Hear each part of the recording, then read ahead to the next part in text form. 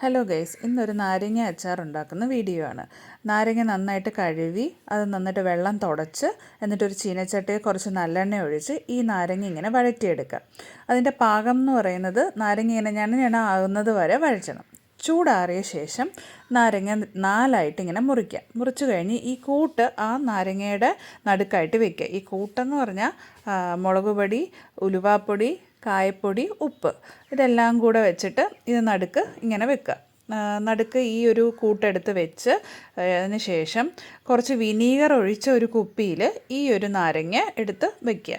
അപ്പോൾ ഇതിൽ നമ്മൾ വെറുതെ കുപ്പി തുറന്നങ്ങ് നാരങ്ങ ഇട്ട് കൊടുക്കരുത്, എന്നാൽ അതിൻ്റെ ഫില്ലിംഗ് എല്ലാം പുറത്തു പോകും. അതുകൊണ്ട് വളരെ സൂക്ഷിച്ച് ആ കുപ്പിക്കകത്തോട്ട് തന്നെ ഈ ഓരോരോ നാരങ്ങയായിട്ട് പറക്കിയെടുത്ത് വെക്കുക. അത് കഴിഞ്ഞതിന് ശേഷം നമ്മൾ കുറച്ച് അധികം വിനീഗർ നമ്മൾ ഈ ഒരു നാരങ്ങ കുപ്പിയിലോട്ട് ഒഴിക്കുക. നന്നായിട്ട് വിനീഗർ ഒഴിച്ച് കഴിഞ്ഞിട്ട് പിന്നെ ഒരു തുണി എടുക്കുക. തുണിയിൽ നല്ലെണ്ണ ഒഴിച്ചിട്ട് ഈ ഒരു നാരങ്ങയുടെ മുകളിൽ ഇങ്ങനെ പരത്തി ഇട്ട് കൊടുക്കുക. അപ്പോൾ ഒരു മാസം കഴിയുമ്പോഴത്തേക്കും ഇത് റെഡിയാവുമെന്നാണ് പറഞ്ഞത്. ഏകദേശം 6 മാസം 1 വർഷം വരെയും ഇത് കേടാവാതിരിക്കും എന്നാണ് പറയുന്നത്. എന്തായാലും ഒരു മാസം കഴിഞ്ഞതിന് ശേഷം എടുത്ത് നോക്കാം നമുക്ക്.